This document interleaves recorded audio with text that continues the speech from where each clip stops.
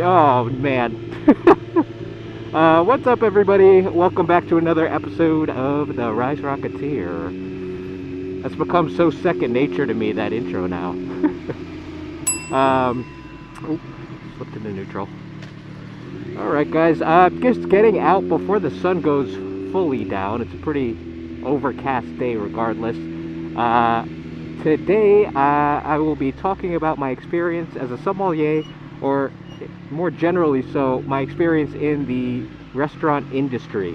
I was talking to a few friends trying to get some ideas going for more of these videos, and somebody suggested that I talk about my career, since that's where I'm at in life right now. And consequently, I've been kind of going back over each job that I've had to kind of pick apart my interests, my likes and my dislikes, so it kind of all fits together. I'm doing this in parts because I don't know how interesting this is to others. So if you guys are interested, like the video and leave a comment down below, and I will do a part 2 and part 3 or whatever. But anyway, this is my career in the restaurant industry, more specifically as a sommelier. I guess, I don't know, I'll do a quick overview, which is, I started working in restaurants in college. As many people do, I went to school for film, and I kind of quickly realized that it just wasn't really my passion, right? So like in high school, you know, to make the stereotype true, I was the Asian kid with the camera. Sorry, guys. But that's just what it was, and I was very good at it. I liked the editing process.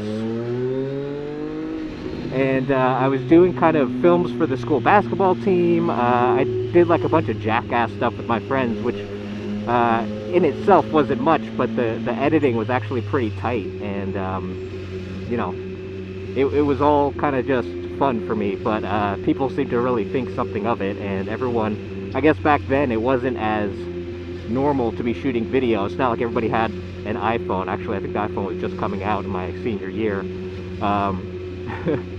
So everyone was like, wow, that's crazy that you know that stuff. You're going to be the next Spielberg. You should go to film school. And so I was just kind of like, thank you, buddy. I was just like, yeah, I guess so, cool. So I just rolled into it.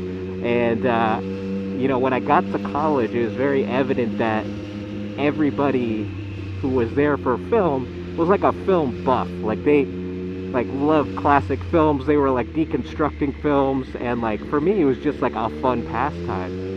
So I really quickly became disconnected from like what I initially went to school for, and for that reason was kind of like isolated for a lot of the time, that among many other reasons. But I just didn't have the normal experience, maybe it's not normal, I don't know, experience of like finding my group and finding my passion in college. So anyway, that's kind of like side story stuff. But I guess because of that, I wasn't doing any like clubs. I wasn't doing the things most people would do to like get closer to what they want to do in their life. I found a job in the cafeteria, the school cafeteria, and just to make a little bit of extra money. And I quickly fell in love with it. I was working, at first I was like on a cold station, just like serving, well, it wasn't a cold station, it was a hot station, but it was just like a buffet basically. And then I got kind of transferred over to the grill, and that's where I really liked it. And for a number of reasons, but like the fast pace of it, like we were doing like 1,000 people for lunch, so it's like within an hour and I don't know, 45 minutes, call it, there's a big rush of people, and you had to be moving quick. You had to kind of like get a system going, and you know, I really liked that part of it. It also put me in the center of like there was some interaction. So like the people I wasn't meeting through extracurriculars and clubs and all that, I was meeting this way, in a more human way, a less focused way. And I kind of like that, because I did end up meeting friends that way. I met my first girlfriend that way.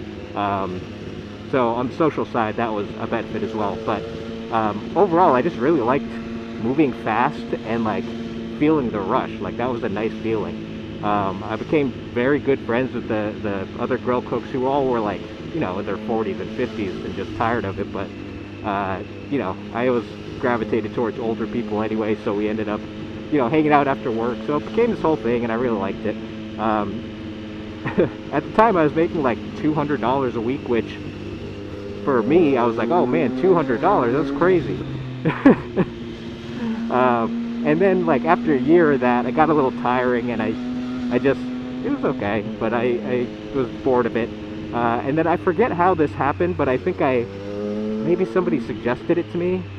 I don't know, I can't remember, but I ended up working at a restaurant. So I think somebody turned me on to the fact that I could make a lot more money as a busboy somewhere. And I was like, oh, cool. So I went up and down, I think it's Newberry Street in Boston, that's like, has all the restaurants. I think that's the main street. It's been so long. But I found Joe's Bar and Grill, which was just what the name indicates, a bar and grill. And I worked there as a busboy, and I liked it for the same reason, but it was different. It was front of house, so like I was clearing tables, resetting tables. But again, it was not fine dining or anything, so it was just like run and gun. It was just like you're moving super fast. I got really good at the technical stuff, stacking plates, kind of prioritizing what you needed to do, and I love that. I think I was probably one of the only people there who loved that, but I just liked that kind of pace. And at this place there was a sense of camaraderie, because you were like trying to get through the service together, so that was nice. But I didn't really like care about service or the food. Like I didn't know anything. I just knew that this was a good way to make money, and there are restaurants everywhere, so I was kind of just taking it as it came. Anyway, I worked there for like 5 years. In between my time there, I graduated college, and I ended up working for Nat Geo at the time. I was somehow lucked into, it wasn't an internship, it was like it was a very junior position. I was an assistant editor for a show that was going on at Nat Geo, and the whole time I worked a graveyard shift, so I didn't really love it. It was just cataloging footage and basically prepping everything for the actual editor. And then when that gig ended, I was, I guess, a year and a half out of college, and I was just kind of like wandering in Boston. So that team that was working on that project decided to, or didn't decide, but they got another gig in New York, and I was like, oh, cool. And they offered me a position there. They said, do you want to come along? And I was like, sure. So it gave me a reason to get back to New York, get back home, and you know, have a job too. So that's what happened. I came back to New York, and I ended up working for the Food Network, because that's the group they were working with. What was it called? It was Chef Ron Ben Israel's A Dessert Contestant Show. Sweet Genius, that's what it's called. I don't know if it's still on. It's a very funny show. But they, you know, it was clear that my passion wasn't in this, and my boss actually, at the end of the season, pulled me aside and was like, are you sure you want to do this? Because it doesn't seem like you really want to be here. And I just agreed. I was like, yeah, I don't know. It's not really for me. So then I was like left with nothing, and I didn't really know. I was like, well, shit, what do I do now? I just went to school for 4 years for this, and now I'm stuck. So I defaulted back to restaurants, and I at one point had like 3 different jobs. I was really just trying to get some money in. And I had this one experience that I was working at Olio in the West Village, which is an Italian restaurant, and I don't know, that's a story for a different time, I suppose. But really, my first bad experience as a server. But anyway, after a couple months of jumping around to different jobs, my friend came to me and was like, hey, I'm working at this like fine dining restaurant, the Waverly Inn, which I now know isn't really like fine dining. It's you know, I don't know. It's not fine dining. It's, the restaurant itself is kind of like, not bistro, but it's like a clubhouse for celebrities and rich people, but definitely not like Michelin type of fine dining. Anyway, he was like, do you want to come work here with me? And I was like, yeah, sure, whatever. Like, and I really like this guy, so I was like, this is gonna be fun. So the Waverly Inn, which is where I'm driving to right now, was like my first taste of elevated service. I'll call it that, elevated service. It wasn't fine dining, but it was not your run-of-the-mill restaurant, and everything was very expensive. So I worked there as pretty much everything. Like I started as a busboy, then I was a barista on the weekends food runner, server, and then wine runner, and that's where like my interest in wine really kicked in. So like at the time I got this promotion to be wine runner, and it seemed kind of prestigious because it was like a very specific product, and I was like, oh, okay, well, I'll learn something new. But I had no intention of becoming a sommelier because I didn't even fully know what that was. But the sommelier at the time, his name was Bodie. He's a well-spoken, handsome white dude, very charismatic, very confident. He had been a server there and probably at many other places.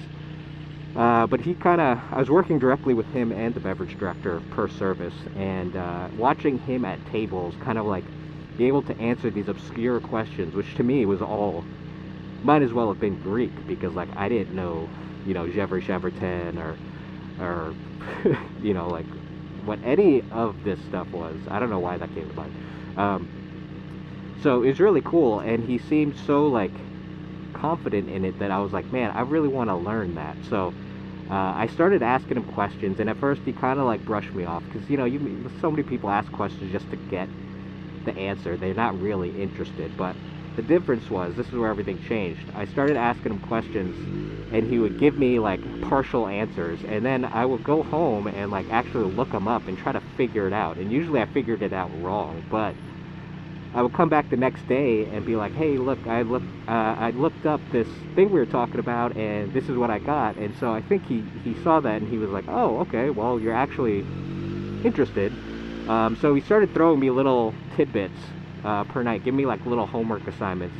And then he suggested a book I should buy, and I went and bought it. So I really started digging away at this subject, I think just because I wanted to be that. And it seemed within reach because like I already worked in restaurants, like I already knew a large portion of this. So pretty soon I was like through my first region with him, and he was like, you know what, like we should talk to, I won't say his name, but the owner of the restaurant about getting you to wine school. I was like, oh yeah, cool. Like that, I just didn't think it was a reality because I didn't think anybody noticed me. But it turned out he was leaving. Bodie was leaving, so they were going to need a replacement anyway, which was the bigger picture thing I didn't see. So pretty soon the beverage director approached me and was like, hey, would you want to be the next sommelier? We could send you to wine school and get you all prepared. Which, well, this is my opinion, but looking back, I was so inexperienced that like the quality of wine, the level of wine, the wine list itself was so prestigious. Like the Waverly Inn wine list is not to play with. Like it has all the big names, all the historic wines, different vintages, like a really special wine list. So to throw me on that, I don't know if I just seemed like really responsible. I don't know what it was, but somehow it worked out. I got blessed with the opportunity, so I took it. And so pretty soon I was enrolled in like this very semi-casual, but they labeled it as like for New York professionals, wine school. I did that, I think it was like 6 months. And this is not like one of the major wine schools, it's just like an industry thing in the city. I did that for 6 months, and really I've always struggled with school in my life, so like it was difficult because it's a lot of information and facts just thrown at you. Yeah, it was tough because every week you're doing a different region, studying different grapes, different history, different soil.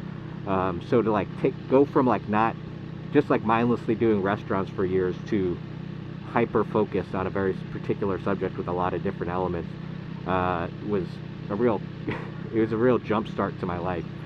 But I was really excited by it, and I could kind of figure out, like my brain, I finally started figuring out my learning style, and I could compartmentalize really well, and I figured out how to approach each region, and I figured out that every region is pretty much the same, it's just different content. So it's like once I figured that out, it was not as difficult.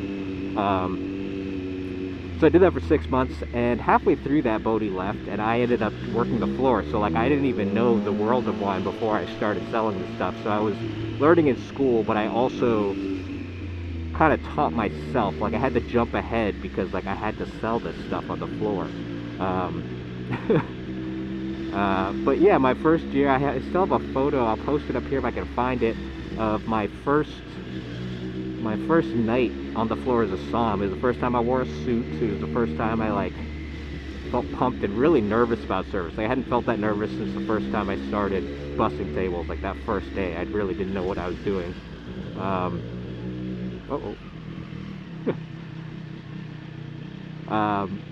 And that brings me to the sommelier chapter of my life. Let me get through some of this traffic closer to the Waverly, and timing might work out a little better.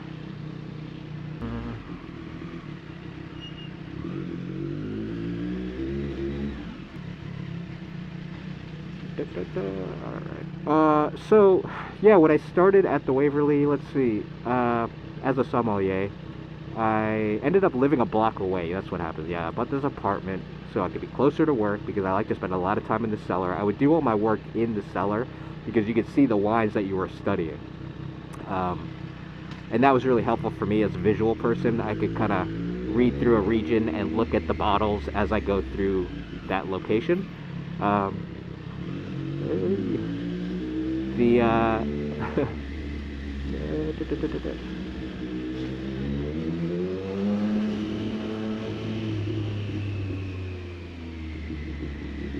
began to structure my day too because there was so much. I always felt behind. Like there's always something I didn't know. And even people who have been studying this for decades, there's always something you don't know. But I was at such a basic level, and I had this, I'm the guy with the suit on who's supposed to know about everything. So like, I just felt this real pressure on me to like get going as quickly as I could. And now that I'm older, I know you just can't force certain things. Like it just comes with, being seasoned. But I was doing everything I could to get up and rolling quickly. So I would start my day super early. My apartment was a shoebox. It was like $2,200 for like 100 square feet in the West Village. It's terrible. But it allowed me to get to work, and it also allowed me to just focus because there wasn't anything in the apartment. There's nowhere to go. So I'd wake up, eat some breakfast real quick, and then I'd do all my theory. So theory is like going through your region.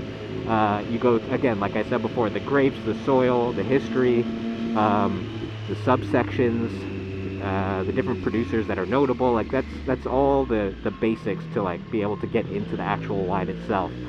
And that's stuff I would do on my own in the mornings. Then because I worked at the Waverly, and the beverage director was actually, he was very open and very welcoming to me. He would hook me up with tastings. They'd have portfolio tastings where you go taste all this wine. You go to wine lunches where you talk to a specific producer of wine, and you go to they'll do it at a restaurant or something, and you go and they bring all their current vintage to taste alongside the food, and they talk about it. It's really a sales pitch, but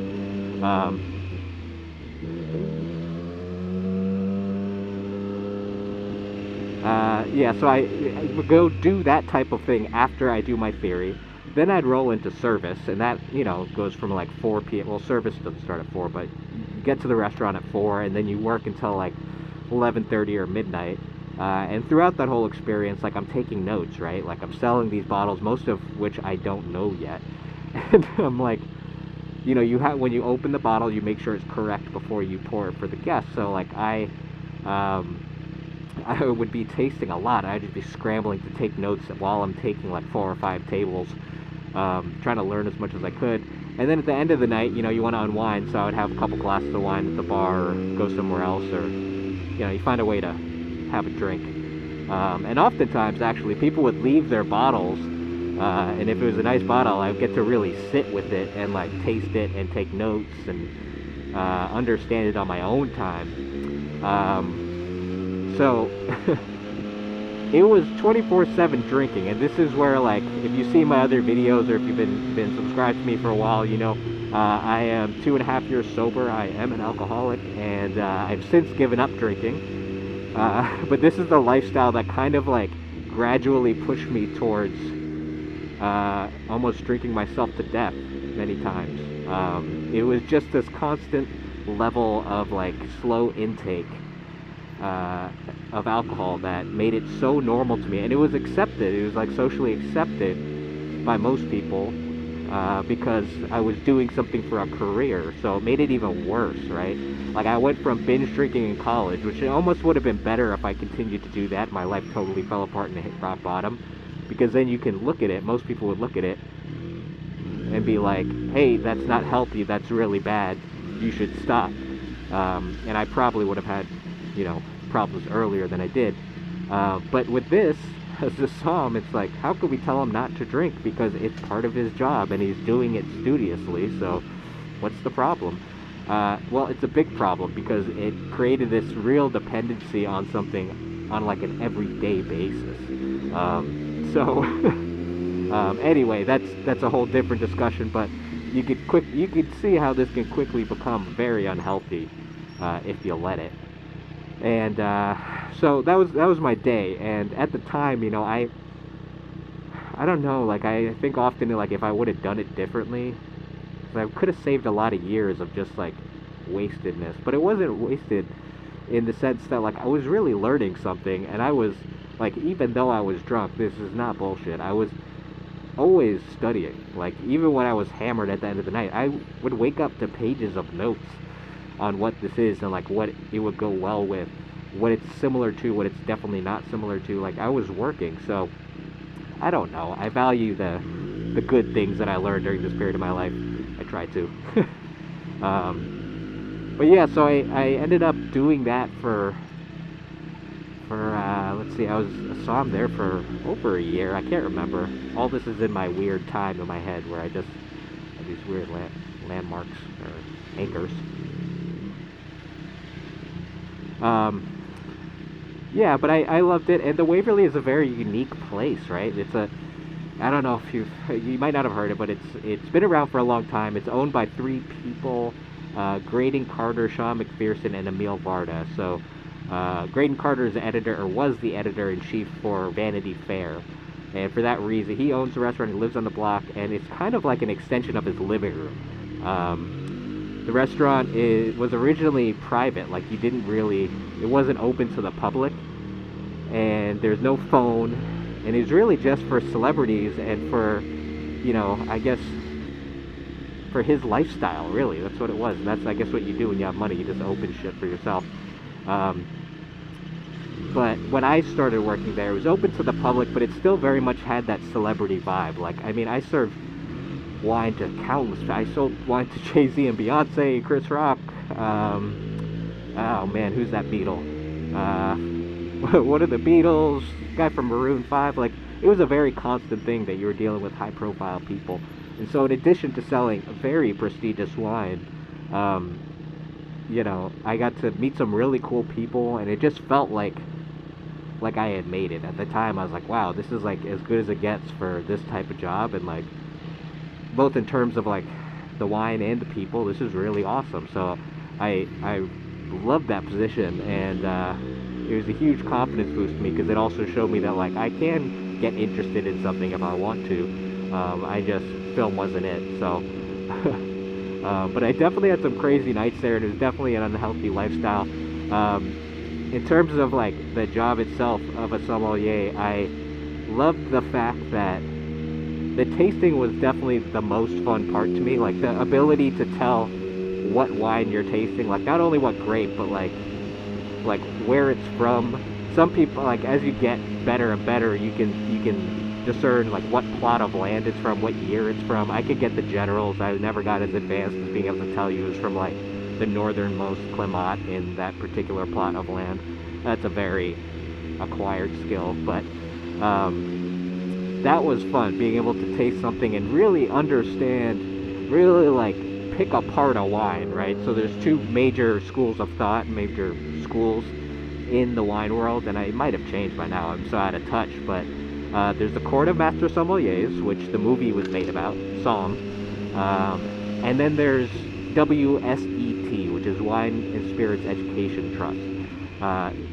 The Guild of Master Sommeliers is very like frat boyish, and it's aimed at picking wine apart. So like being able to pick, you know, dissect the wine that's in the glass and figure out what you're experiencing, whereas the WSET is much more of a scholarly approach, and it's like how to build a wine up. Where does it start, and how does it get to the glass? So totally different approaches. I went to both schools. I did, let's see, I got certified as a, let's see, what is this guy doing? The Court of Master Sommeliers, I got certified. The WSET, I did level 1. I just did level 1. I didn't do level 2. But very interesting, different approaches. And I think both approaches are valid. I would encourage, if you're like in that industry, to do both just to see what they're about. But there is something almost game-like to the Guild of Master Sommeliers, because it's a challenge to really like blindly receive a glass of wine and try to figure out what it is. Like, that was my favorite part of the whole thing. The theory was important, and I believe that like setting the theory before you get into that is important, because then you kind of pair the two up. They go hand in hand.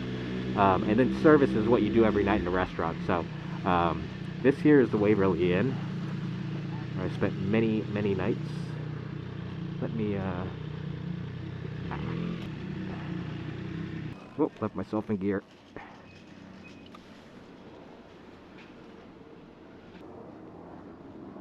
So yeah, I guess this is all COVID though. But I spent so many nights at this restaurant. It's a very small, like, quaint, quaint on the outside, West Village staple. Really cool. And this block is like pretty legendary. Like, a lot of high-profile people live on this block. Harvey Weinstein used to live somewhere here, and he was a regular at this restaurant. Absolutely hated him, as did everybody who worked here. Yeah, this is where my career in wine started, guys. Memories, memories, memories. So the most notable thing about this restaurant is they had this signature dish. It was the truffle mac and cheese. They still do it, and like, it was like a $200 to $400 dish. It was just mac and cheese with truffle shaved on top, and it was like the signature dish. It was really just a flex. Like, a lot of this place was just a flex of, I have a lot of money and I don't know what to do with it. But that is what people came for, and they people would, yeah. Man, it's such a funny thing. But anyway, I had many good times here. I learned a ton, and I'm very thankful for the experience I've had here. That's really part one of my journey. And you know, I kind of like moved up Manhattan, and I started working at different restaurants, moving further north. Very different. It's a skill that, like, even though I don't use it anymore, it's a good one to have, because, like, I guess not everybody knows a ton about wine. It's something like, for me, I just take it for granted because I worked around people who knew so much about wine. But, like, I guess, like, whenever I tell people that I was a somm, people treat it as if it was, like, you know, working for NASA or something. Like, I just don't think of it that way. To me, it's just like a menial service job, kind of. And to a lot of people, like, oh my God, that's crazy, you were a sommelier. And I just, like, I don't know, I don't see the allure anymore about it. But yeah, it's a good skill to have, because, you know, buying a bottle of wine to go in someone's house, you know, like, I know, kind of have the language in my head, so it's not all that difficult. So I'm glad I have the skill. I'm glad I don't drink anymore. But I'm glad I can assist other people in their drinking adventures. My girlfriend loves it because I can help her find interesting bottles of wine, and I can help her buy gifts for her bosses. So yeah, it's not all for nothing. But yeah, I moved on to more intense restaurants and different things, so I'll do a second part if anybody's interested.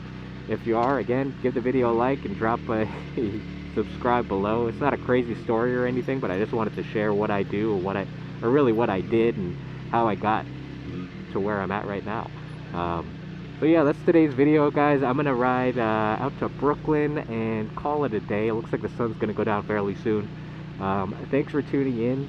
I got a lot. If you're just watching for the first time, guys, I don't only do videos where I talk. I also have some highway stuff. It's a fun, twisty road, so make sure to check out the channel. Thanks for tuning in, and I will catch you guys on the next one. Peace.